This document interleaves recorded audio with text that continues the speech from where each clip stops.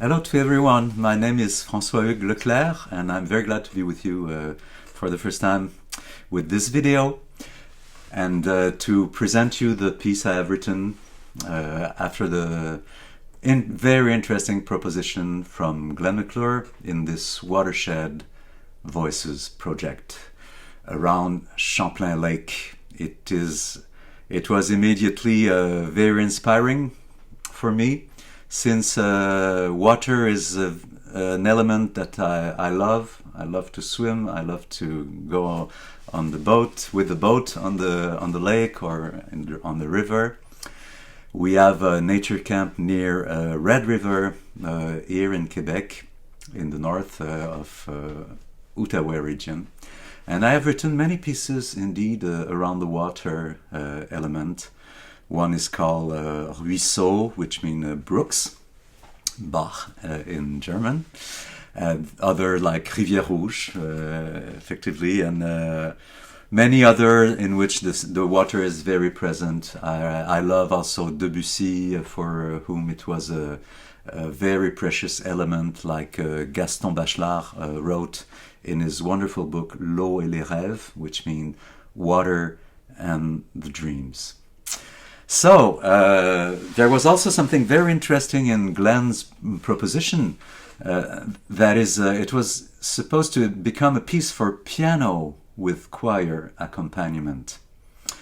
And this is a total change of perspective, since usually we write for the choir and the piano is the accompanist. So I began to look for a poem first. I must admit, I really loved the encounters of words and music. It was my doctorate thesis, in fact, around this theme. And I must admit, I was looking for a poem first of all. So I took, I have a lot of poetry from Quebec. Glenn told me that he really wanted a poem in French from one of our poets here. And I finally choose a poem from Alexis Lefrançois, from this book where you have a lot of poems from 1968 up to 1978. And it's called Comme tournant la page, which means like turning the page. And I found this poem that I will read you in French first. It's very short, and it is a part of a much larger poem. And immediately I wrote also the rhythm that was to become the rhythm of the Cantus Firmus I wrote on this poem. So in French, it sounds like this. Vois, dans ce grand flamboiement immobile des choses, et le ciel, et la vague, et le sable passé, et le feu pétrifié de la montagne calme, et la rive, et cette île diaphane passée. I tried to make a translation of it. I'm not a specialist. Alexis Lefrançois is, indeed. He's also a traductor and journalist. And in English it will sound a little bit like this. See, in this great motionless flare of things, and the sky and the wave and the sand passing by, and the petrified fire of the calm mountain, and the shore and this island, diaphanous passing by. Okay, I hope it sounds good in English. Maybe I'll find a professional translator later on, but in the moment, it is the best I can give you as the meaning of it. As you can hear and see, it's all about the fact that water is always flowing, the dimension of impermanence, anicca in ancient Indian Pali, the language that was in the time of the Buddha. It's something that is always changing. It's the same lake, it's the same river, but the water is ever and ever changing. And that is why the sentence of George Harrison and on the Sgt. Pepper's album from 1967, sounding like this, the end of the song, and the time will come when you see we're all one, and life flows on within you and without you. That is why I really had this title coming after a couple of months. In French, Flow Libre. In English, good translation would be free flow.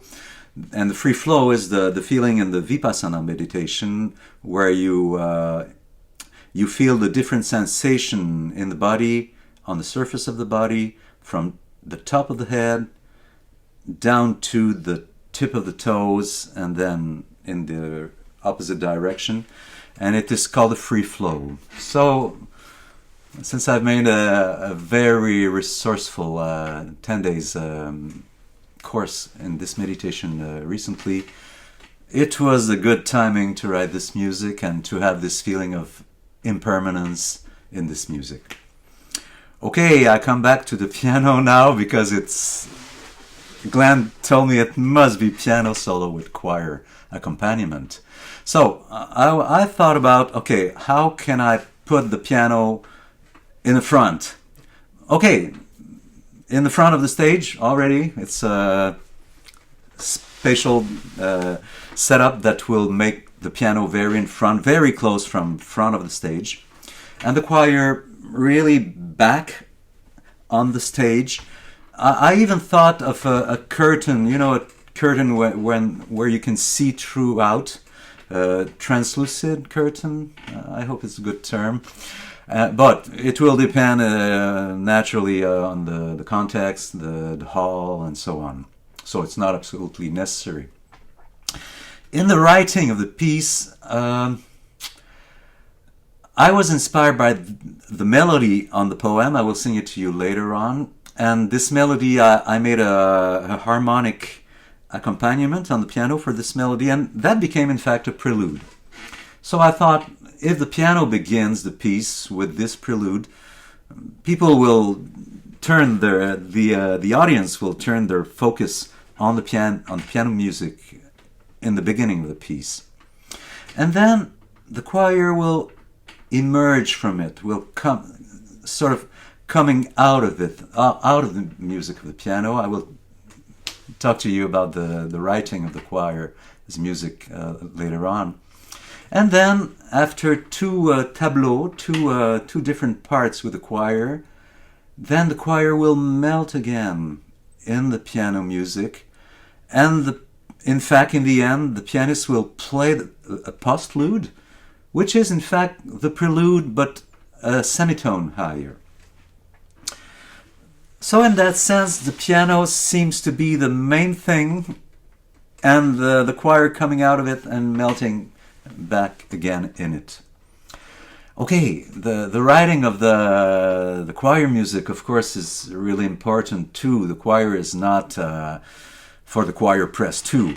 It's really important since the choir will sing the words. So the melody came quite fast to me. I showed you earlier in this video the rhythm. I wrote the rhythm quite fast. In fact, the rhythm of when you sing a poem, the rhythm is indeed very close from the poem when you read it. So I began to sing this melody here, and it will become a kind of cantus firmus, like in counterpoint, for the rest of the writing of the choir. Vois dans ce grand flamboiement immobile des choses, et le sel et la vague et le sable passé, et le feu pétrifié de la montagne calme, et la rive et cette île diaphane passée. Okay. I sing it with my memory. There's a couple of places where the rhythm is not exactly what is written. I will make an audio very precise with the metronome and really precise, so you can use this as a tool to as chorist to practice yourself on your own before coming with the choir. So, after the prelude, there's a first tableau, which is A and B rehearsal mark, where I use really a writing technique that many people know, that is the canon. The sopranos and the tenor will sing the same melody starting on this A, and the alto and the basses will sing the same melody on D. So it is really typical of canonic writing, with this fifth as interval between the first singing of the melody and the answer from the others. As well, soprano 1 and soprano 2 will sing this same melody, but with a little distance at half note after. And then tenor 1 and tenor 2 will sing this same melody, also with a half note of distance between them. And the tenors will enter many, in fact, a bar after the others. In fact, it's a dotted half note, since we are in a time signature of 12/8. And then the alto 1 and alto 2 will sing the same melody, also with a dotted half note between them. And then a bar later, the basses 1 and 2 will enter again, 1 and 2 separated by a dotted half note. And this melody will develop, and all this section, which is really a first tableau based on this melody of the poem, a cantus firmus, one must say, and the piano will flow between this as the water flows. And then we will arrive at a second tableau, which is a rehearsal mark C. And there I use a very different technique based on what we call masse sonore, sound mass. Indeed, after I have written the first tableau, rehearsal mark A and B, I receive a Glenn McClure email sending to me the famous Lake Champlain melody, which was based on measurements from scientists of the level of the water, and he came with this melody here, do si la do si do si do si la sol fa mi re mi, which is beautiful, A minor Aeolian mode. And in fact, it was arriving with a great synchronicity, as Carl Jung said, because I was already in A minor at the end of the B section. So it was perfect link. So what I've made is, I thought I will keep the same words with the same rhythm from the cantus firmus from the first tableau, but the pitches of the melody will become the pitches of Lake Champlain melody, and this will become Vois dans ce grand flamboiement immobile des choses, et le ciel et la vague et le sable passé,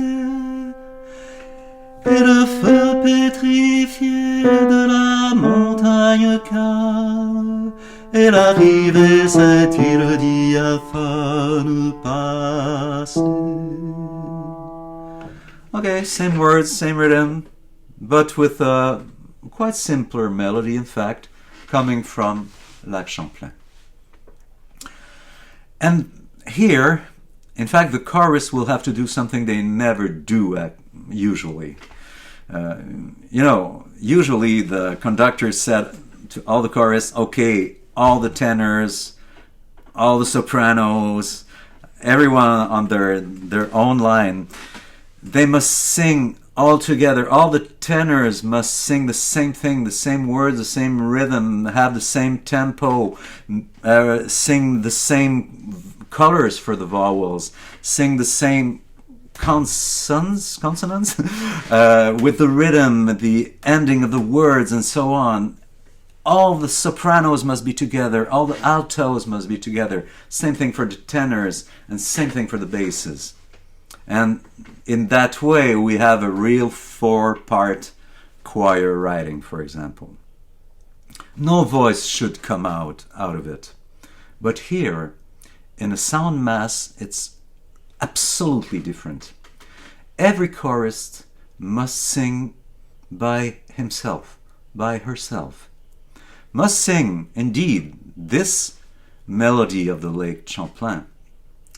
But every chorus must not sing with exactly the same tempo as his or her neighbor.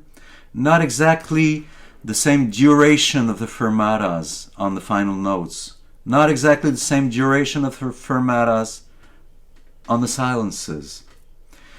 Of course, the conductors will give a sign. Okay, the first sign in the C rehearsal mark is for the basses. This sign gives the information to the basses that each chorus must begin and enter on this melody of Lake Champlain, but not all the basses together. Of course, there will be a more courageous and audacious first bass that will enter. Maybe the man can talk about that before. And after a few basses have entered and create a kind of mass, which is all around those notes, it will sound with all these notes, you know, but all melted together, and the rhythms are not exactly at the same moment, the tempos and so on. And after a certain time, maybe 10 seconds, something like that, the conductor will give a second sign for the tenor this time. And the same thing. One of the tenors will begin, and the second one, and the third one, and so on. And etc., etc. The third sign will be for the altos, and the fourth sign for the sopranos. And meanwhile, the piano will play this the harmony on this very simple chord, but also with ornamental notes, totally an improvisation also, with different registers up to there and down here. So the pianist will improvise and give the root of the harmony, in fact, and the different colors. And in all this, the choir will create with the piano a sound mass that is always changing. The water is never the same. It is always changing. It's impermanence. It's a flow. And it reminded me this wonderful verse of George Harrison in the Beatle album Sgt. Pepper's Lonely Hearts Club Band from '67. And it sounds like this: and the time will come when you see we're all one, and life flows on within you and without you. And that is why I wrote this wonderful verse at the beginning of the piece. And then at the end of this second tableau, this sound mass for choir and piano, the choir will melt in the piano again, and the piano will disappear, and the choir will go perdendosi, and then the pianist will enter the postlude, which is in fact the prelude, one half a tone higher, the prelude this time in A minor as a principal tonality. Okay, I hope my English was good enough so you can understand me. Maybe there were a couple of words here and there that were totally translated from French. But I really look forward meeting you in real persons and to create this music with the choir and the pianist and the conductor. And also I really look forward hearing what the other composers in the project have written with this same melody from Lac Champlain. So, and the time will come where we'll see we're all one. So, take care, all the best, and it will be a pleasure to meet you. Au revoir.